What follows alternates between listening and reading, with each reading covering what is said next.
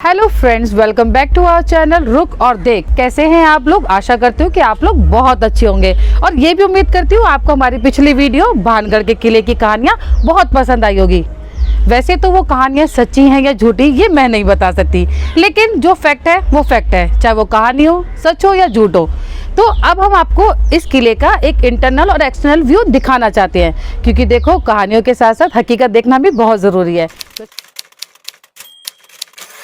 तो चलिए दोस्तों, आपको ले चलते हैं एक और ऐतिहासिक सफ़र में। और इस ऐतिहासिक सफ़र की शुरुआत होती है इस दरवाजे से।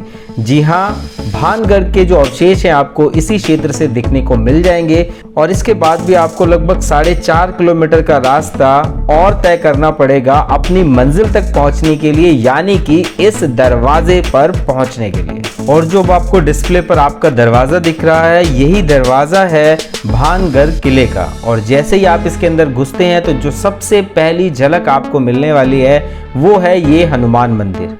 और इसकी दूसरी तरफ आप देख पाएंगे इस पूरे क्षेत्र को एक बाउंड्री से ढका गया है, एक बाउंड्री के अंदर रखा गया है। और जैसे जैसे आप अपने कदम को आगे बढ़ाते रहेंगे, यहाँ पर आपको बहुत सारी पुरानी इमारतें जो कि अब खंडर का रूप ले चुकी हैं देखने को मिलेंगी। देखने में लगता है कि ये कोई बाजार रहा होगा या किले का बाहरी क्षेत्र रहा होगा, जहां पर कुछ खास लोगों के रहने की व्यवस्था की गई होगी।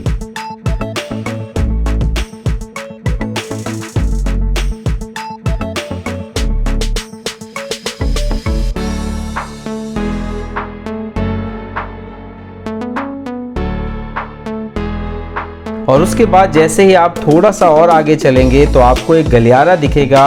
और ये गलियारा हम अनुमान लगा सकते हैं कि ये एक मार्केट रहा होगा, एक बाजार रहा होगा, क्योंकि वर्तमान समय में जो हम बाजारों की स्थिति देखते हैं तो आगे दुकानें हैं और पीछे जो है वो घरों के अवशेष हमें देखने को मिल रहे हैं। तो ये हम अनुमान लगा सकते हैं कि ये पूरा गलियारा जो है ये बाजार रहा होगा। चलिए अब आपको इसके कुछ क्लोज शॉट दिखाते हैं, जिससे कि आप जान पाएंगे कि यहाँ पर किस तरीके से चीज़ों को बनाया गया था। वर्तमान समय में जैसे हमें बाजार देखने को मिलते हैं, ये बिल्कुल वैसा ही है।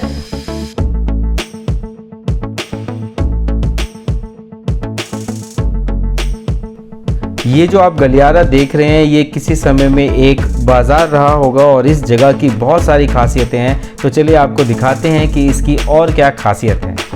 उसके बाद जैसे जैसे आप अपने कदम बढ़ाएंगे, प्रकृति से भरा पूरा ये नज़ारा आपको देखने को मिलेगा। ये नज़ारा दिन में जितना सुहावना लगता है, लेकिन कल्पना करके देखिए ऐसे पेड़ अगर आपको रात में दिखे तो आपकी क्या दशा होगी। यही वो चीज़ें हैं जो इस किले को भूतिया किला बनाती है। तो चलिए धीरे धीरे कदमों को और आगे बढ़ाएंगे और जब हम थोड़ा सा और आगे चलेंगे तो आपको यहाँ पर ये एक दूसरा मेन एंट्रेंस देखने को मिलेगा। ये जो आप पीछे गेट देख रहे हैं ये इस पूरे कैंपस का मेन एंट्रेंस है। और जैसे ही आप इस गेट से एंट्री करेंगे आपके सामने आएगा ये एक खूबसूरत मंदिर, या हम इसे कह सकते हैं कि ये इतना भव्य है कि इससे नजरें हटती ही नहीं। इसके अंदर जो कलाकृति है, जो इसकी खूबसूरती से नक्काशी की गई है, वो अपने आप में बहुत अहम है। तो चलिए इसके बाद चलते हैं इस मंदिर के दूसरी तरफ। और दूसरी तरफ जैसे जैसे आप अपने पैर बढ़ाएंगे यहाँ भी आपको एक मंदिर देखने को मिलेगा। मंदिर की जो शुरुआत है वो होती है एक सरोवर से, जिसे हम तालाब या कुंड के नाम से भी जानते हैं। यहाँ पर आप देख सकते हैं कि यहाँ पर क्लियर इंस्ट्रक्शन दे रखी है कि इस कुंड में प्रवेश करना, स्नान करना खतरनाक है, क्योंकि इस कुंड में जहरीले जीव जंतुओं का वास है। और माना जाता है कि ये जलकुंड जो है ये प्राकृतिक है, मानव निर्मित नहीं है। तो चलिए इसी के साथ वीडियो को आगे बढ़ाते हैं, अपने कदमों को और आगे बढ़ाते हैं और देखते हैं कि ये जो मंदिर है ये है किसका। तो जैसा कि आप इस बोर्ड पर भी देख पा रहे हैं कि ये सोमेश्वर मंदिर है, लेकिन दुर्भाग्यवश इन सभी मंदिरों में किसी मूर्ति को नहीं देखा गया है, यानी कि यहाँ पर मूर्ति का अभाव है। तो चलिए इन मंदिरों के बाद चलते हैं भानगढ़ के मेन कैंपस में, जो कि इस दरवाजे से शुरू होता है। लेकिन आपको याद दिला दूं कि ये जो पूरा का पूरा कैंपस है ये किसी एक लेयर से नहीं बना हुआ है, यहाँ पर लेयर दर लेयर यानी कि हर जगह पर एक अलग अलग स्टेप आपको देखने को मिलेगा। और ये जो पूरा महल है इसमें ऊपर तक जाने के लिए, टॉप तक जाने के लिए आपको कई दरवाजों को क्रॉस करना पड़ेगा, जिनमें से ये पहला दरवाजा है। अगर मैं रास्ते की बात करूं तो ये पूरी खड़ी चढ़ाई है और यहाँ पर आप थकने वाले हैं।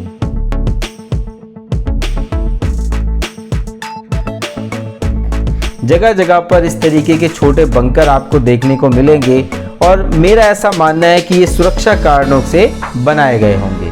जैसे जैसे आप आगे बढ़ते जाएंगे आपको इस महल से प्यार होता जाएगा और साथ ही साथ आपको अपनी टांगों पर रहम भी आने लगेगा, क्योंकि यहाँ पर जो स्लैब है, जो चढ़ाई है, वो बिल्कुल खड़ी चढ़ाई है। एक स्टेज पार करने के बाद जिगजैग फॉर्मेशन में यानी कि जेड फॉर्मेशन में इस पूरी इमारत को बनाया गया है। तो चलिए मैं आपको ऊपर से दिखा देता हूँ कि ये चढ़ाई कितनी खड़ी है और इसको जेड फॉर्मेशन में क्यों बनाया गया है। और इसके पीछे सबसे बड़ा कारण है सुरक्षा, कि अगर कोई शत्रु इन पर हमला करेगा तो वो सीधा वार नहीं कर पाएगा। तो जितने भी आप पुरातात्विक साक्ष्यों को देख रहे हैं यहाँ पर, उन सभी के पीछे हमारे पूर्वजों की साइंस जो है वो आपको समझ आएगी। तो जैसे ही हम इसके 3rd फ्लोर पर पहुंचे तो हमें यहाँ पर ऐसे कुछ भयानक दिखने वाले, डरावने दिखने वाले बंकर देखने को मिले, जहां पर प्रशासन के द्वारा एंट्री पूर्ण तरीके से बैन की गई थी। तो चलिए इसके बाद लेके चलते हैं आपको उस दरवाजे की तरफ जो कि इस महल का मेन एंट्रेंस है। अगर आप इसका आकार देखेंगे और वास्तुकला को देखेंगे तो आप इससे मोहित हुए बिना नहीं रह पाएंगे। तो चलिए अब इसके बाद आपको दिखाते हैं जो सेकंड लास्ट फेज है, जहां से महल की शुरुआत हो जाती है, वहां से ये जो टॉप व्यू है ये कैसा दिखता है। तो ये पहला टॉप व्यू है जो स्टेज 1 पर यानी कि पहली पीढ़ी के बाद आप इस पूरे कैंपस को अच्छे से देख पाएंगे। ये पूरा का पूरा जो कैंपस है पहाड़ों, पर्वतों और अरावली पर्वतमाला के बीच में बसाया गया है।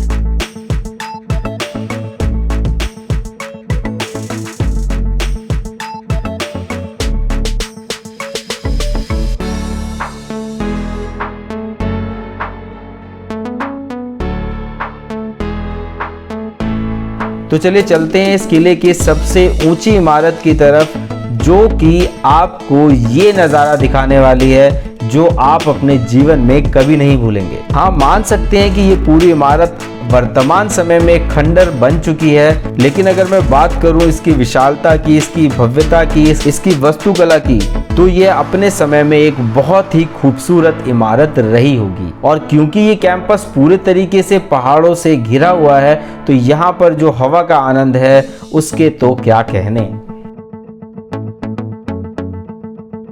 यहाँ पर जितने भी पर्यटक आते हैं उनसे प्रशासन के द्वारा यही उम्मीद की जाती है कि वो शाम होने से पहले इस जगह को, इस कैंपस को खाली कर दें। तो यहाँ से आप देख सकते हैं कि ये नज़ारा कितना प्यारा है। चलिए अब आपको एक बार यहाँ से टॉप टू बॉटम और बॉटम टू टॉप व्यू दिखा देता हूँ, ताकि आप समझ पाए कि इस किले में आपको क्यों आना चाहिए।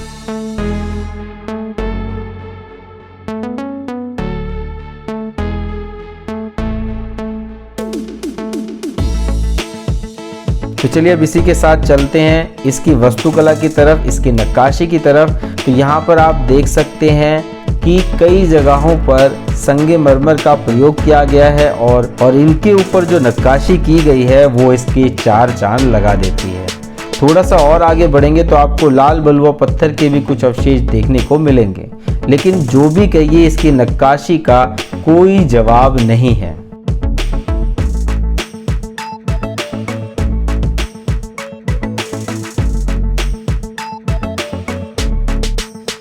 जब कभी भी आप ऐसी जगह पर आएं तो आप ये ज़रूर ध्यान रखें कि कैमरे से ज़्यादा अपनी आंखों पर विश्वास करें।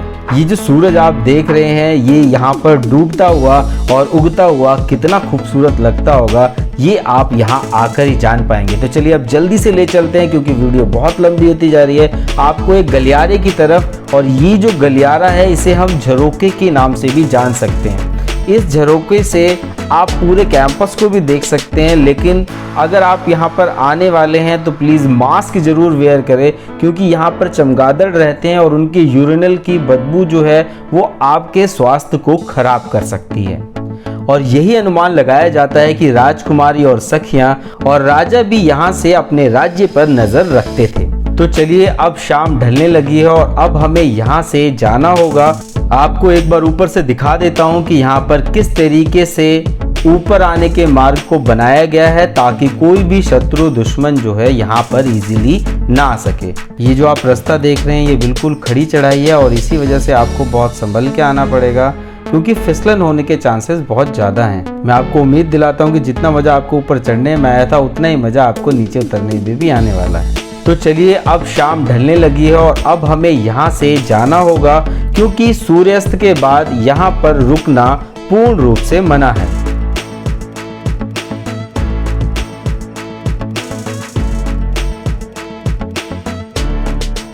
तो दोस्तों, मैं उम्मीद करती हूँ आपको ये वीडियो भी पिछली वीडियो की तरह बहुत पसंद आएगा और आपके साथ रुक और देख का ये सिलसिला ऐसे ही जारी रहेगा। अगर ऐसा कोई किला, कोई जगह, कोई भी ऐसी जगह जो आप चाहे कि हम आपके लिए उसकी वीडियो बनाएं, उसको अपनी आंखों से आपको दिखाएं, तो हमारे कमेंट सेक्शन में जरूर कमेंट कीजिएगा। तब तक के लिए रुक और देख का ये सिलसिला ऐसे ही जारी रहेगा।